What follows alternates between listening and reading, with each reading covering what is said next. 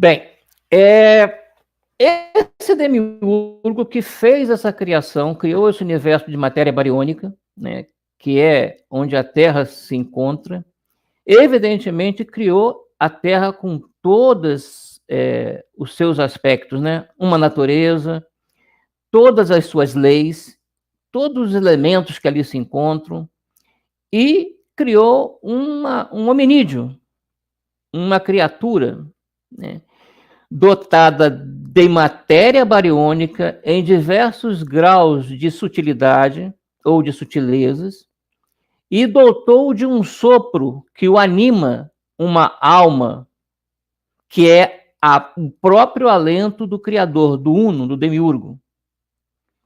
Então, esse hominídeo é configurado de quê? De corpo ou de corpos e uma alma. Esse hominídeo, na sabedoria hiperbórea, é chamado de Pazu. Dentro da ciência, é o que a gente entende como neandertal. Então, esse hominídeo primitivo foi criado e o demiurgo colocava nele grandes esperanças para que pudesse o quê? Desenvolver o mundo criado, criando cultura, dando sentido à criação que ele acabara de criar.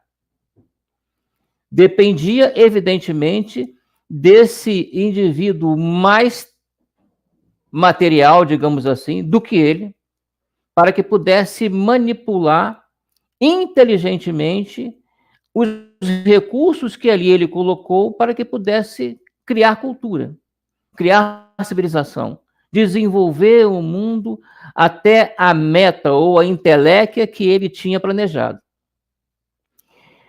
Porém, que esse hominídeo ele não foi capaz de promover, né, ou de alavancar esse mundo criado da forma como o demiurgo planejou. Ele conseguia realizar muitas questões, tinha uma certa inteligência, porém, uma inteligência bem de tipo animal. Não tinha um comportamento individualizado, ele tinha um comportamento grupal, mesmo semelhante a um animal melhorado, um animal homem, né? Claro que isso não agradou nem um pouco o demiurgo, que ficou insatisfeito com essa criação, porque não conseguia dotá-la, né, de cultura, dotá-la de sociedade, de civilização.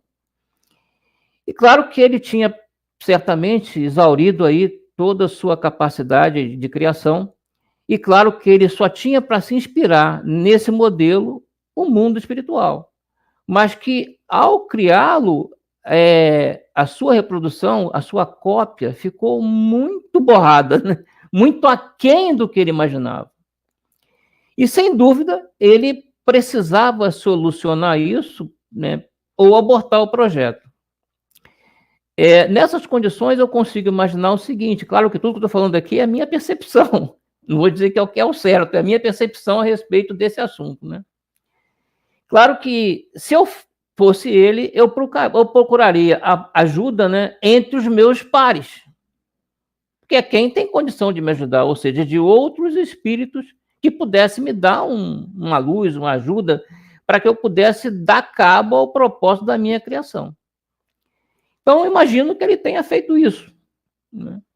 E que ou não conseguiu ajuda, ou a ajuda do padrão necessário não interessou aos seus congêneres, né? Porém que, entretanto, lá num determinado momento dessa situação, né, aportou no universo do Uno um contingente de espíritos vindo de Hiperbórea, certamente concorrendo a um chamado de seus líderes para aqui concorrer. E ver, né, talvez, o que poderia ser feito para auxiliar o demiurgo, né?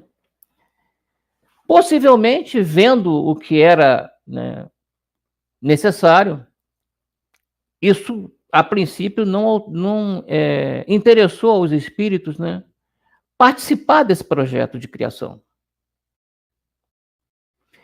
Porém, que nesse instante de percepção, né, o Demiurgo Uno, né, com a ajuda de 200 líderes desse povo espiritual hiperbóreo, fechou a saída do seu universo, aprisionando no seu universo esses espíritos.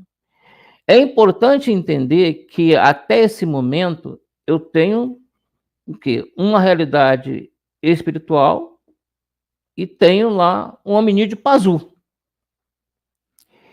A forma encontrada por esses líderes que traíram e são chamados de sidas traidores, traíram quem?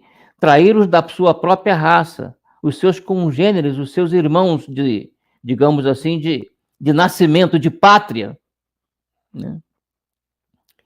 Esses seres utilizaram, pelo conhecimento que evidentemente tinham das características do espírito hiperbóreo, de subterfúgios para poder enganar a esses espíritos, para poder convencê-los na necessidade de integrar, aí nesse caso já materialmente, barionicamente, a criação do Demiurgo.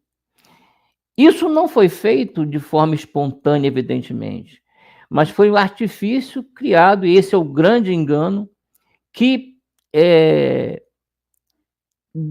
desestruturou, não, mas desviou a atenção plena do espírito de si mesmo, dispersando a sua capacidade. Isso fez com que o espírito se desorientasse. E essa desorientação passou a ser capitalizada pelo Demiurgo, né, e por esses sidas traidores, para poder animar esse animal homem. Então, esse animal homem, ele é modificado geneticamente, estruturalmente, para poder receber esse vetor de atenção do espírito hiperbóreo, passando a ter uma nova configuração. Essa configuração passa a ser o quê? Corpo bariônico, a alma do Demiurgo e um vetor espiritual do espírito hiperbóreo. Então, esse vetor espiritual do espírito hiperbóreo, ele fica atrelado, atado à matéria, atado a esse animal que ele já passa a ser conhecido pela sabedoria hiperbórea como um víria perdido. Por quê? Porque o estado que se encontra esse espírito pleno é de desorientação. E o estado que se encontra esse animal, agora chamado víria, ele é um estado de pleno esquecimento. Ele não possui a gnose, embora num raio isso esteja presente, ele não consegue capitalizar isso, porque a ideia, o artifício criado é exatamente que ele não consiga expressar essa gnose, ainda que em um espectro diminuto, porque esse ponto já seria capaz de revolucionar e estragar com o seu projeto.